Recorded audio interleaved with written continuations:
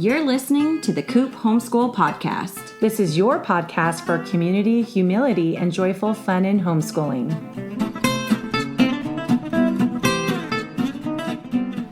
I'm Mandy. I'm Jessica. And this is The Coop. Today we're talking about thankfulness. Oh, I'm so thankful for you. I'm thankful for you. It's November, and this is the month where we give thanks, and there's so much surrounding that idea of giving thanks that we just really wanted to break it down and share with you some ways that you can discuss thankfulness and share thankfulness and encourage thankfulness with your children. Yeah. But Sounds before we get into it, let's do some scoop on the coop. Mandy, what you got? Oh, well, it was a Halloween week.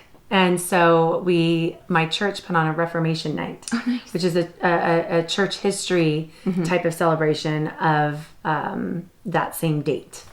And so we had a Reformation skit, and guess who the stars were? You, of course. Yes, I was Catherine Van Bora, I think her name is. She was a nun, but then she married Martin Luther, who was the reformer and who was a former monk. And then our three kids, they were the kids, and not our kids, but they were the kids in it saying, "Oh, gross, the diet of worms." Right. You know, did you really have to eat worms? But what was really cool about it is we did incorporate that skit into our homeschooling, and that we practiced over and over again. Right. The kids had to learn to speak slowly and clearly, just like you would in the theater, right? So to project, to finish their words, not drop off the last sound like they like little kids do. Start mumbling at the end, yeah. Yeah, and then even my oldest and my youngest memorized their lines. Cute. It was amazing. Like my oldest, one of his lines was probably like 5 to 7 sentences long, and so that was really cool to see. That's awesome. Yeah, so that was a great lesson in memorization, theater, speaking skills, public speaking skills. Yeah, it was great. Awesome. And it was fun. It's fun to do things as a family like that. Yeah. And we're all in costume and everything. Great memories. Yeah. Mm-hmm. Well, last week was the election. And in our house, we had a fun time just kind of discussing the election. We had such a great learning opportunity with the mock election that our Coop group did, and going through those results, and then being able to use that to catalyze on the actual current election. And, then my daughter had a great idea of what the electorate was and like what that meant. And, especially in its contentious state, she was able to kind of see why it's so important to do the things that we do and everything. So it was a really great learning opportunity, and it brushed up my knowledge on how elections really work. Yeah. Yeah, my kids had a blast. Oh, good. And the voting booth was really cute with the balloons. Right. And then you had all the stickers and the workbook you walked them through that you made yourself. I think it ended up being about a 30-minute full-blown lesson. Yeah. We went through each state that our kids had registered to vote in. So I announced the winners of each state, and then we would color it in on our maps. So it very much mimicked, the real election night. So it was really fun. And it was the day before the real election. So my son, I had another one of those maps that we got from our What is the Presidential Election. So he sat there, and he was up till about 11 p.m. still trying to color in states. So cute. And finally we said he had to go to bed. But he loved it. Was, the Super Bowl for him. Absolutely. It was fun. Yeah. So we do have those resources on our blog. And if you want to just check out those pictures, those are on our Instagram. So be sure to check that out. And a number of people used it too. So it was really fun to see that was all the really people fun. Who were able to utilize the work you did. Right. And they were voting for their own Disney characters. Yeah, and to see, really which ones voted for the same president. In our mock election, Mulan was elected president. Yeah. She won the popular and electorate. By far. But I think it was the description that she fights for what is right. I guess so. So there we go. All right. So let's get into some thankfulness. Yes. So I wanted to really just organize the thoughts in a way of different ways that we can do thankfulness with our kids. And so I wanted to start with actual lessons, you know, because I think that homeschool parents often want to do things in kind of these like lessons or studies or dive deep, you know, moments. And so that's kind of where I always like to start. So the obvious go-to, especially with young children, are books, right? Picture books and all kinds of stuff. So I found a website that has a great list. It's 17 books that show kids what it means to be thankful. And so it has books from, you know, Llama Llama and the Berenstain Bears, all the way to Little Women and The Book Thief. So young adult books that you wouldn't necessarily have thought to categorize as a thankfulness book. But then when I saw Little Women on the list, I was like, of course it is. Yeah. It's such a beautiful book. And, you know, they just have such gratitude, deep gratitude for one another, for family, and just for all the amazing blessings that God gives despite hardships, despite disappointment. You know, giving, their feast, you know, they share their feast. They, you know, give away their hair or sell their hair, you know, and it's a great book. And my daughter, she's read the abridged version. So that's fun to be able to bring that up with her and talk about that and be able to really point out those moments and share that. And it's nice when it comes from somebody else, not just us and, you know, in our preachy moments as moms and dads, you know. Right. You should be thankful you have any food to eat. Oh, yeah. You have no idea how often I reference developing countries and the poverty that, you know, and how thankful they should be that they have anything to be able to throw away. Exactly. You know, and so. Yeah, and that leads me to the next big lesson, which is having an attitude of gratitude. So there's definitely lots of ways that you can discuss that with your kids and practice it. And so one of the ways is the gratitude journals. And you had an interesting fact about gratitude with kids and how that develops over time. Right. So you can complete a gratitude journal every day like we do as part of our dailies. But that won't necessarily bring them better satisfaction in life, even though research shows that it does that it increases people's happiness and satisfaction. Right. But the key factor is maturity.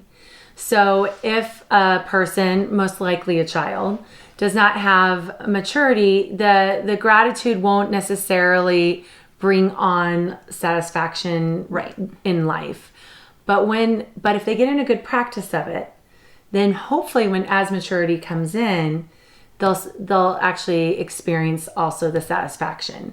Exactly. But I thought that was just a very interesting point that, no wonder, you know, they don't seem to feel gratitude, even though they're writing all these things they're supposedly thankful for. Right. Well, the maturity is not there. Right. So it's a great practice and a great habit to instill, but we may not see the fruits of that until their emotional maturity is at the right point. Right. And I think I got that in case people want to look at that more from possibly from Psychology Today. And it was a research. Yeah, it was UC Davis and University of Miami who did the research. So you can probably look it up there or also looked in at New York Times as well. And, you know, we do link our resources and our you know, documents or printables on our podcast page on our website. So you can go to thecoopHomeschool.com/podcast and look at all of these different things that we reference. Oh, yeah. That may have been the Harvard Medical School one, actually. I looked at a lot. There's a lot of research on it. So if this interests you, you could definitely look deeper into it, especially if it's something your child or you yourself are struggling with. And just sticking with the gratitude journal a little bit, ourselves, us doing a gratitude. So I have my own. Yes. The kids each have theirs. And I try and always do the smallest things in my gratitude journal. Right. So the kids can see, wow, I can even be, you know, thankful for the smallest of things. Right. You know? Absolutely. Yeah. And that's really the whole point, right? Is that we should be thankful for everything, including those little things. So and it helps to model it. Exactly. You know? Being able to model gratitude is really important. You know, why would they want to do, have an attitude of gratitude to a mother who's not modeling it herself. Yeah. And then there's, obviously you can use the Big Life Journal. That's a very popular one out there. Big Life Journal walks kids through a lot of stories of different people, overcoming different obstacles. And so it's a great little tool to kind of discuss things, and it prompts them to write about something specific. And so that's great too, because they don't have to just conjure something that they're thankful for out of nowhere. They're prompted to think about a situation and write about that. Yeah, and I remember learning about charity water through that, and that was really cool, because usually with most of these stories, whether it was the Tom's guy, the guy who invented Tom's, there's usually a YouTube about their charity or their life. And so then I would always couple it with the YouTube about them. Sure. And Charity Water was a really good one, because the guy who was actually in the YouTube, who was playing a big part in it, he didn't totally start it, I don't think, but he was a big part in it. Mm-hmm.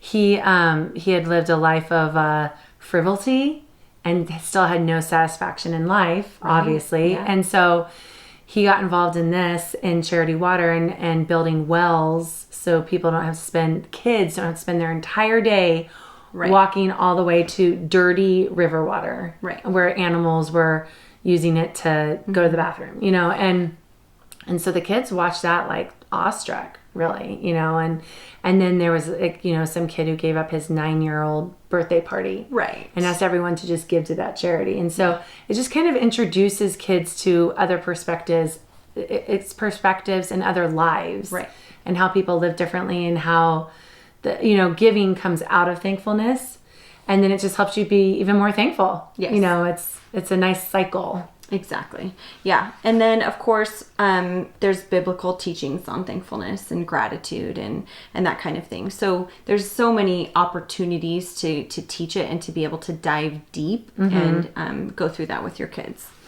And then that moves us into the fun things like activities. Yeah. Yeah. So there's, beyond lessons and learning in that way, there's the activities where you can kind of merge fun and learning at the same time. One of my favorites is the thankful tree. And so we've made it before using construction paper to make the tree, and then I pre-cut the leaves, and then each day we write something that we're thankful for, usually one word or just a few words, and then we glue the leaves onto the tree. Yeah, so sometimes we live in Southern California, so we're not used to landscapes with leafless trees. So usually our leaves end up on the tree rather than, scattered on the ground. Yeah. But, do whatever works for you. Well, we did a tree one time, and it was actual, those cinnamon branches you can buy. You did a 3-dimensional. Yeah. And then it was, everyone had their own tree and what they're thankful for. But then we had all these leaves cut out that you can do a leaf for someone else's tree and what you were thankful for about them. And then we left them up, and then on Thanksgiving, when family came over, like aunts and uncles, that was the activity. I said, you can dress our trees. Of course, they didn't have their own. But if you want to, here's leaves. And if you want to say something you're thankful for about us, my parents, my sister, Mark, my husband, you can dress the tree. And they did. So it was really, a cute little family craft. Yeah, it's a little keepsake.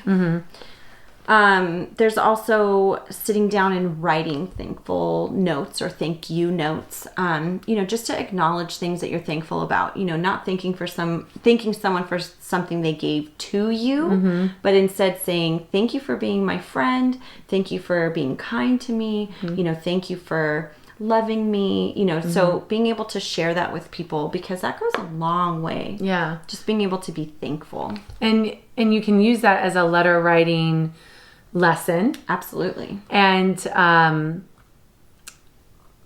I think it would be really fun to work it into a weekly thing. Sure. As part of a daily, every Monday we're going to write a thank you card to one person, right. And everyone can sign it, or we pass it around, and everyone write one thing they like about them, and you can have the address book there, and you can cycle through your whole family and then cycle through all your friends. It's cute. It'd be a really fun thing to make part of your weekly thing, or a daily thing in November. I'm going to propose something crazy right now. Oh. I think we do this with our coop group. Oh yeah, that'd be really cute. No expectations. The kids don't really have to know, but we can give them our Coop rosters. Yeah. And then as they're inspired, in small chunks, we can say, okay, now it's time for more. Yeah, work your way through the list. I mean, and we all have their birthdays. So, I mean, it could even be on their birthday month. Yeah. Like whoever's birthdays are in January, that could be who you do or something. Right.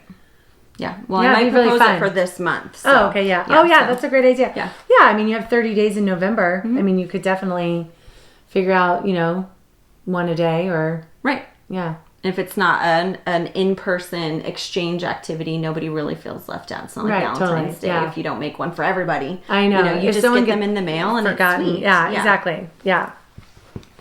And then let's see. Oh, yes. We like to sit down and make a gift-giving list.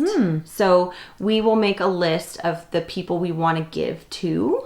And so we can kind of sit there and go through that activity together and think of other people. Like the actual act of being thankful for someone and thinking of them. Well, that's usually like why you give, right? Right. Because you are glad they're in your life. And I like the idea of doing like a DoorDash where if you want to do, like I've done this before and I've talked about it, but and other people have too, where you can, everyone pile in the car and you can go and everyone has one person that they're thankful for and make them a plate of cookies or flowers or something.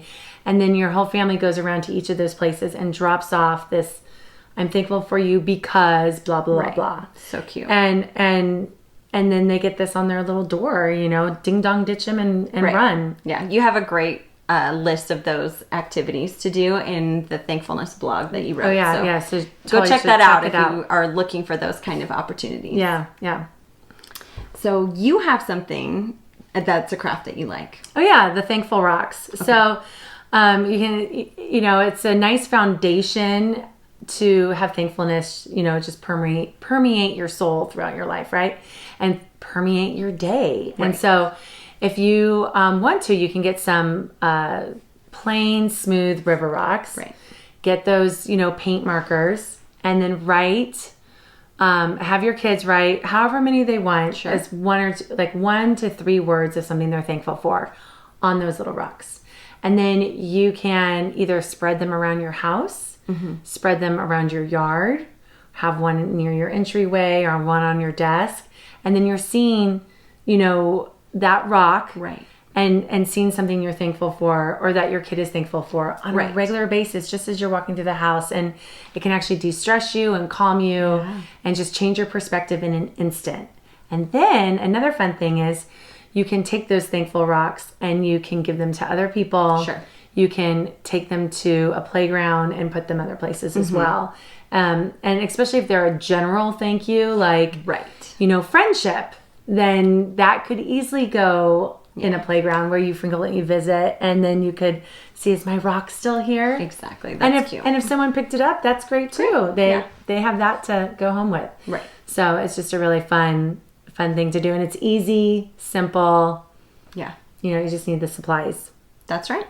So the next little category I have is giving. Yeah. And you already talked about that. A lot of times being thankful also entails, or it leads us to giving. And we're going to have a totally different episode, or a separate episode about giving. And that's going to be the next week's episode, 23. Yeah. But just real quick, if you're trying to work some giving ideas into teaching thankfulness, especially right now, a great opportunity is Samaritan's Purse Operation Christmas Child. Mm-hmm.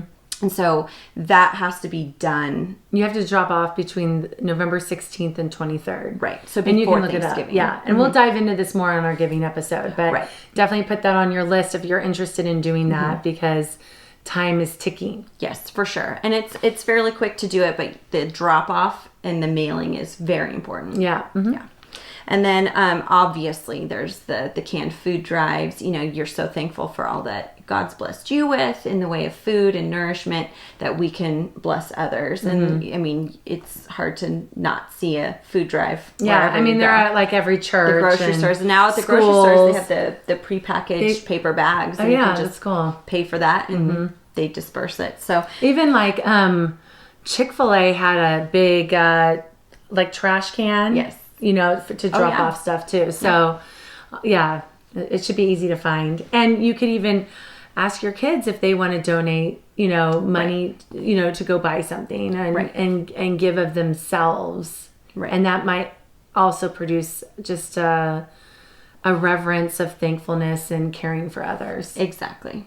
And then, you know, I've always loved the idea of, you know, wanting to serve meals for Thanksgiving as a way to help others have stuff. But it's not something that I've been completely led to do yet. I don't know if it's having small children or maybe it's just not my way of giving. But, you know, one thing that I like to do is actually contact or research the different shelters in my area, and they often have a needs list. You know, so whether you're getting paper goods from Costco so that they can serve, you know, and they can spend their money elsewhere is really helpful to them. So that's how my family has done that in the past, is just being able to go off of those needs lists for the different shelters that we want to support. Yeah, and that's a big thing. And it's funny, a lot of that, the reason we're mentioning it here too, is a lot of that is in November. Right. And they kind of like don't do that in December as much.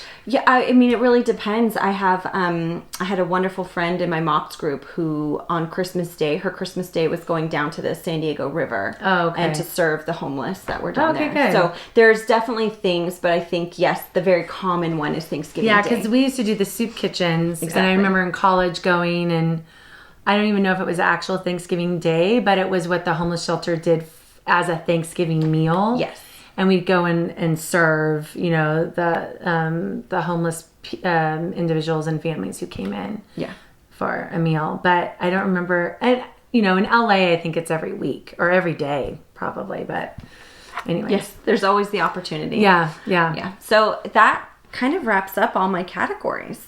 Yeah. No, that sounds great. I have this really great quote by Charlotte Bronte. One of, I think, both of our favorite artists, authors. Yeah. So she says, "For my part, I am almost contented just now and very thankful. Gratitude is a divine emotion.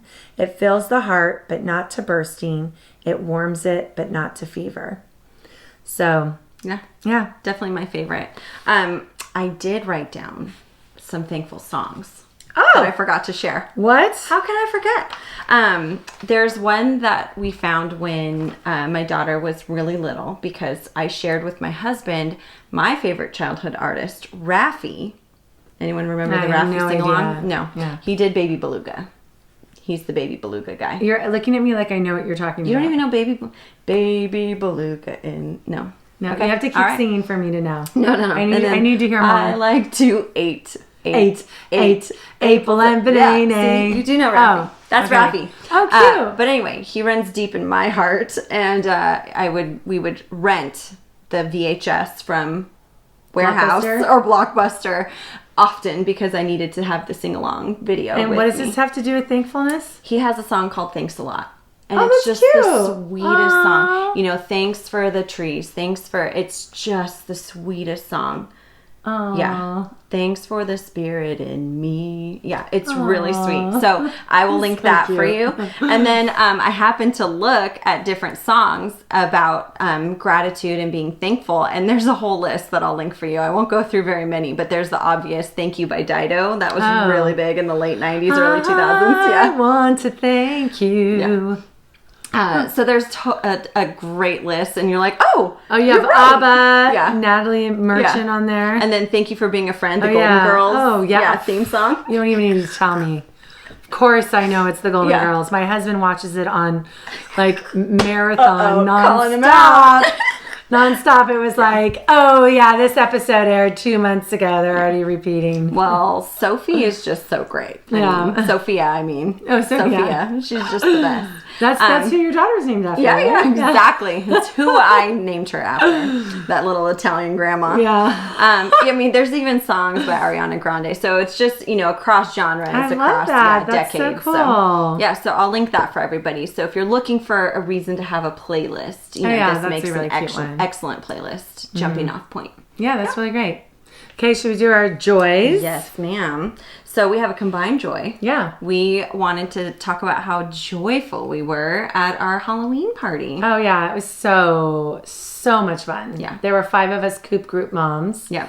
And, I had the most fun just hanging out with the moms. Oh, actually. for sure. I mean, the kids were doing their own thing. We were there from, I was there from 1 to 9. Yeah. So 8 hours. And there was swimming, there were crafts, there was still a lot of free play. There was a movie outside. Oh, yeah. Well, we had this idea of getting together for Halloween because we knew there wasn't going to be trick-or-treating in many neighborhoods.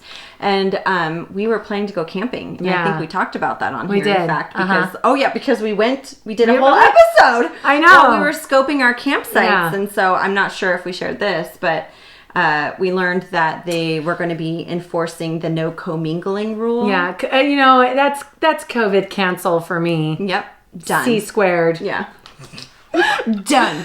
So we tried to adapt. I think I was the last one to come around to. I was done. I was like, I'm done. No Halloween. It's over this year. And everyone was so excited to kind of just regroup, and it was phenomenal. I didn't mourn for not being able to camp, and that would have been its own wonderful experience. But we had an epic party. Yeah. Our friend's mom was so generous. I mean, talk about being thankful. She just was so sweet. She did all the food and it was so nice. It felt like a vacation for us because we're not doing all the cooking and cleaning, it was really great. And then the decorations were really fun. They one of the Coop moms spent a ton she and her husband spent a ton of time prepping all that. It was so fun. Yeah, and I loved the glow station because then afterwards we had our own I had my own rave. It was a one-woman rave by myself. Yeah. But the video is pretty cool, let me just say. It's pretty epic. Well, I guess you'll have to share it now. Yeah. So what we had planned even for camping was to have different stations for the kids to kind of give this idea of moving, like you do in trick-or-treating. And so we did the same idea. We had our same stations. We just kind of changed up a little bit of the logistics. And no camping, no tents. We all went to bed in our nice cozy It was homes. Nice. It was nice. Not complaining about that too much. I know. Yeah, but one of the families made a launcher. It was like a rocket launcher out of PVC piping using an air compressor. Yes. It was super fun. And so they first did it and, really put candy in. And they had to prime it, it's like a cannon, you have to prime it first. And then they would get the air compressor up to the right PSI, and then they would turn it on, and poof, all the candy would go. The kids it would go 3 stories high. Yeah, it was pretty epic. Yeah. And I didn't realize we were also going to do it with the glow sticks. But then it got dark, and all of a sudden I hear the kids counting down, and I see the glow sticks go, and that was just really fun. Yeah, it was fun. Every family brought different kinds of glow sticks and glow stick items. Well, I brought glow rings. Oh, yes. That's kind of my thing. Yeah. It is. Yes. My little guy took the baby shark, and so just today he was carrying it around the house. Baby shark. That's so cute. Well, that's his song. It's his song. I took the unicorn for myself before I even offered them to the kids because I was like, this one's mine. And then at least one other mom followed suit. Oh yeah. So I'm not sure any kid got a unicorn. They get unicorn everything. Yeah, you know Sometimes what? It's just our turn. Yeah, exactly. But there was glow stick headbands with ears. I mean, it was just so cute. All right. Well, that's it. I was super thankful for that Halloween. Yes, and we're thankful for you.